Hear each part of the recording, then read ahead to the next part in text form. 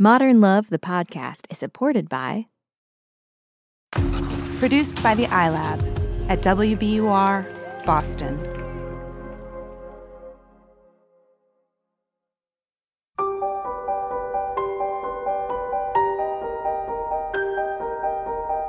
From the New York Times and WBUR Boston, this is Modern Love. Stories of love, loss, and redemption. I'm your host, Meghna Chakrabarty.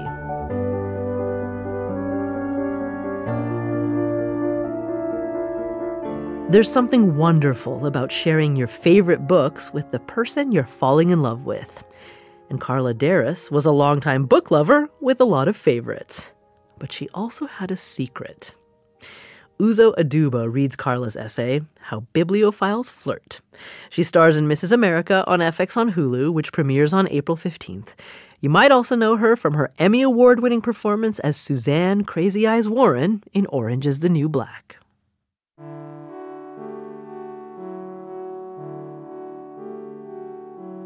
During 6 years of singlehood in my 20s, I became a person I did not know. Before, I had always been a reader. I walked to the library several times a week as a kid and stayed up late into the night reading under my blankets with a flashlight. I checked out so many books and returned them so quickly, the librarian once snapped, "Don't take home so many books if you're not going to read them all."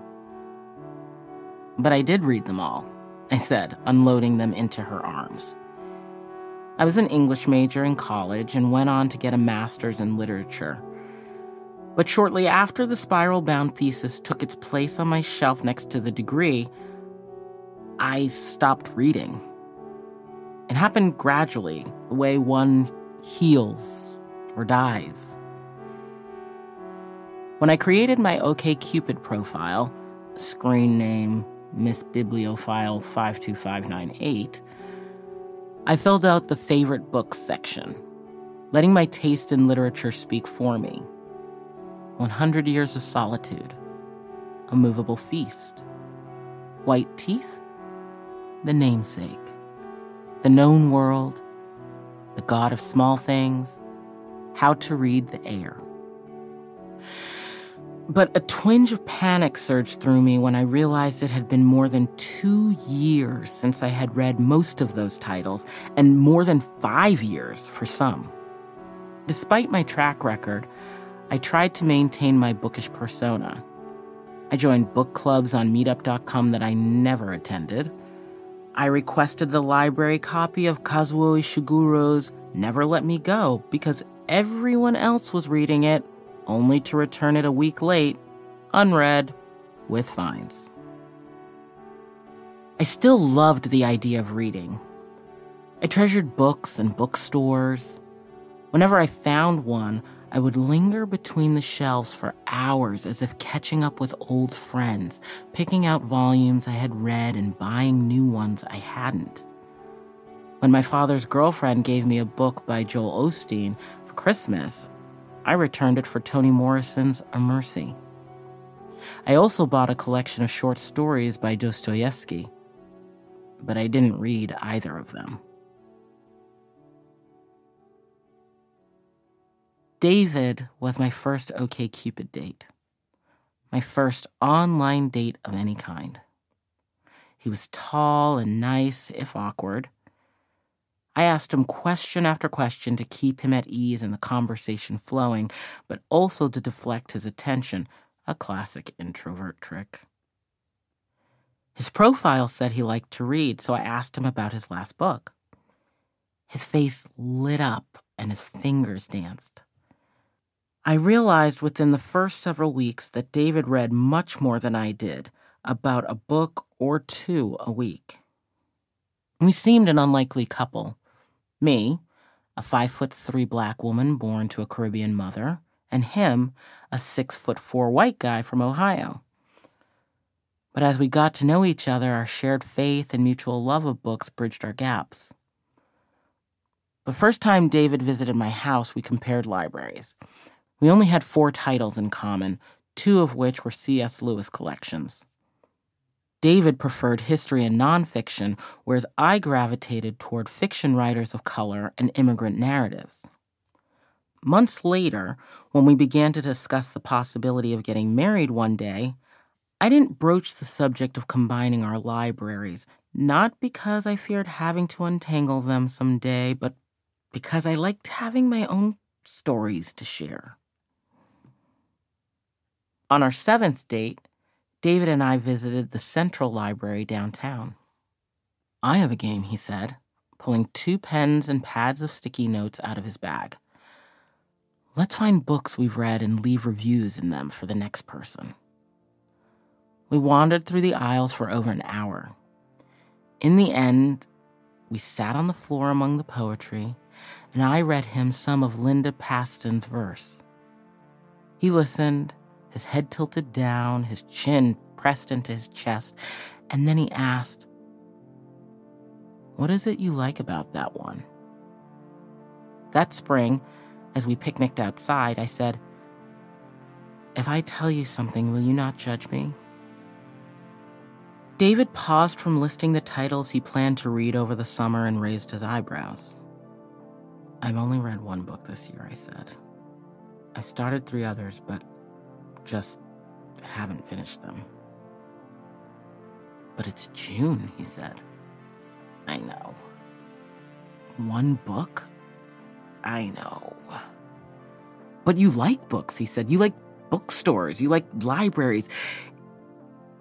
Is it a deal breaker?" "No, but still, read a book." I was painfully aware of the glaring hypocrisy in my life.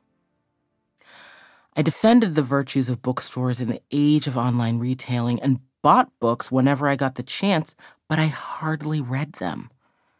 They sat on every surface until my house appeared to wear books the way one wears clothes. They piled up on chairs and draped across sofa arms. The Japanese language has a word for this, sundoku, the act of acquiring books that go unread. The shelves of my bookcase sag in the middle, and not just because it's made of cheap plywood. It's because each shelf holds 2 rows of books, an inner and an outer. If I want to find a book from college or before, I know to reach back to the inner row. If I want a more recent edition, I look along the edge. Surrounding the bookshelf are stacks containing different categories of books. There are books I have read, books I want to read, books I started but did not finish because I did not like them, books I started and loved but could not justify reading given their graphic, sexual, or violent content. That category contains 2 books by Philip Roth. The last time I visited a dollar bookstore, I bought 5 titles for myself and 2 for David. His charge to read a book echoed in my head. One afternoon, I picked up one of the dollar hardbacks I bought solely for its poetic title.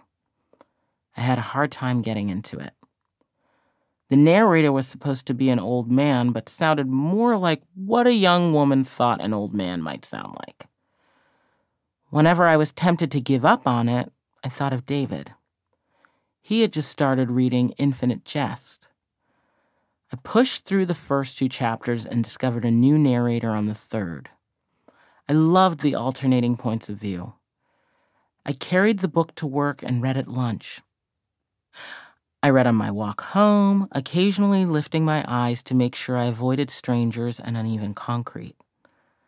I felt smug that while most of my millennial peers also walked with their heads down, eyes hovering just above their palms, I was not merely scrolling through Instagram. I was reading a book. "How's your day?" he texted. "Good. A little tired," I replied. I stayed up late reading and finished my book.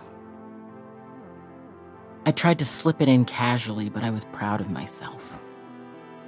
The last time I pulled an all-nighter to read, I was 12, and the book was Little Women. It was not a competition, but there was a push.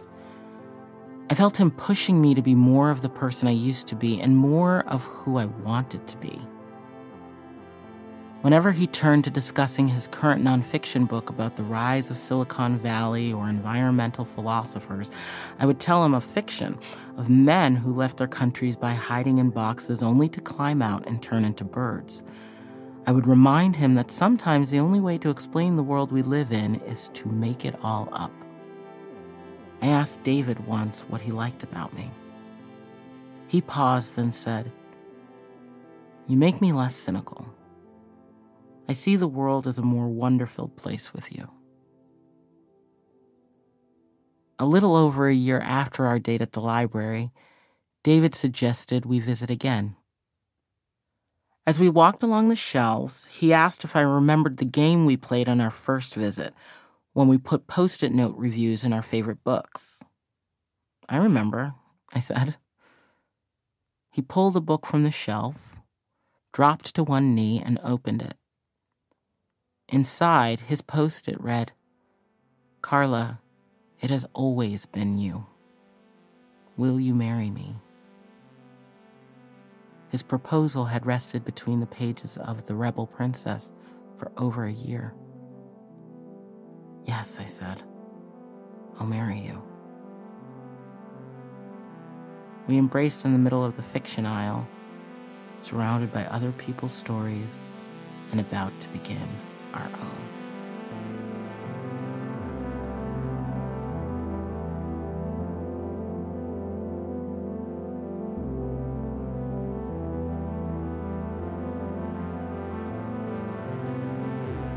That's Uzo Aduba reading Karla Derus' essay, How Bibliophiles Flirt.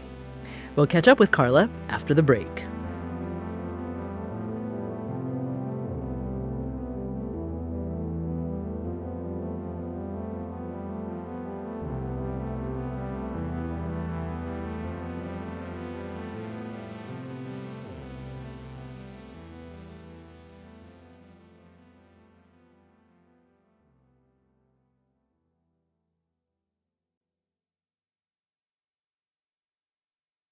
So we had to know, how did that Post-it note stay in the same library book for an entire year? Karla Derus told us how David made sure it stayed safe. So he says that he put it in there that seventh date, that day we were walking around, and it just stayed in that book for over a year. And he would go back periodically to check on it. And if you're familiar with LA, it was the Downtown Central Library, and we both lived near Santa Monica at the time. So he would drive down and check on the Post-it note in the book to make sure it was still there. That's about a 20-minute drive with no traffic. And Karla says that she eventually got her hands on that copy of The Rebel Princess. I actually, after he proposed, I went and I asked if I could buy the book so I could keep it, and they told me that I could not. So I checked it out, and then I just never returned it. And I ended up paying $50 in fines, but it's now on my bookshelf. Karla and David got married in April of 2018, and just this past December, they welcomed a baby son, Noah. And it has been amazing. Obviously, the first few weeks are just kind of haywire and you're tired. But he's also just amazing. And we're in that stage where we think he's just the most amazing baby in the history of babies. We're just both very enamored. And as you heard, Noah did join Karla in the studio. He is here. He seems very fascinated by all of the goings-on. Despite having a newborn, Karla is still reading. I thought I wouldn't have time to read with a new baby, but a lot of my reading has been happening lately in the wee hours of the morning in between feedings. So he'll wake up to eat, and sometimes they say to sleep when the baby sleeps, but you can't always get back to sleep, or there's just not enough time in between. So I've been using that time to read, and I've gotten a few good books in so far this year. Recently, she's read Such a Fun Age by Kylie Reed and Just Mercy by Brian Stevenson, which she recommends. And she has a little advice for listeners. Read a book. in the words of David.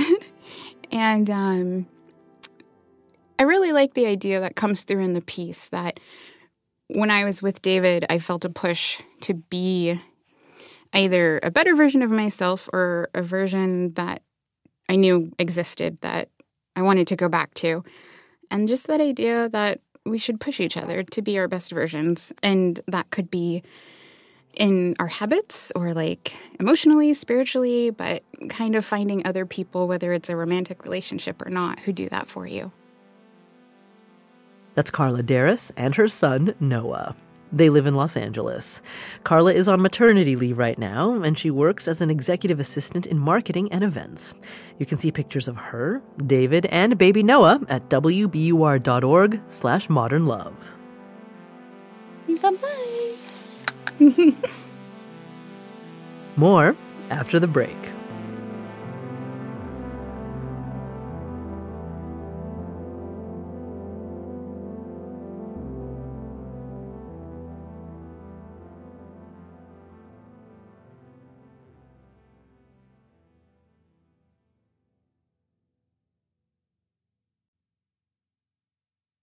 We're back. It's Modern Love, the podcast. I'm Meghna Chakrabarti. Actress Uzo Aduba told us why she wanted to read this piece. I chose this essay because I could totally relate to Karla. I love to read, then definitely had this huge chapter in my life where I was getting all these books and would be filling all of my bookshelves with them and would discuss books on dates, but hadn't myself really been reading for a long time. And I felt like a fraud because even though I had read the books that I was, recommending, it had been years since I had read those books. I do read again now, but I don't read anywhere near as much as I would want to or like to. I mean, I'm not down to one book a year, but I am not reading anywhere near as much as I used to read. I used to read, I think, 2-3 books a month, and now it's like I probably read 1 book a month. And Uzo recommends Homegoing by Ya Jessie. Thanks to Uzo Aduba for reading this week's essay. You can see her in Mrs. America on FX on Hulu on April 15th. And here's Daniel Jones, editor of the Modern Love column for the New York Times. What I love about Karla's essay, besides the whole sort of book nerd angle, which I'm a natural for, is this idea that people who love us and who sort of seek us out often see the best in us and see who we really are, and in this case, remind us of who we really are and what we love. And it's just so sweet how he sort of brings her back to the kind of person she loves about herself. And there's something universal in that and true and kind of admirable as a testament to what love is.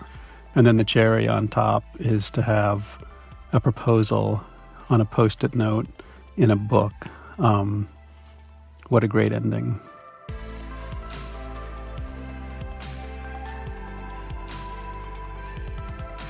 Modern Love is a production of the New York Times and WBUR, Boston's NPR station. It's produced, directed, and edited by Caitlin O'Keefe. Original scoring and sound design by Matt Reed. Iris Adler is our executive producer. We were edited this week by Catherine Brewer. Daniel Jones is the editor of Modern Love for the New York Times and advisor to the show. The idea for the Modern Love podcast was conceived by Lisa Tobin. Special thanks to Julia Simon, Anya Stremian, and Mia Lee at the New York Times. Additional music courtesy of APM. If you like the show, leave us a rating or a review on Apple Podcasts. It helps new listeners find us. I'm Meghna Chakrabarti. See you next week.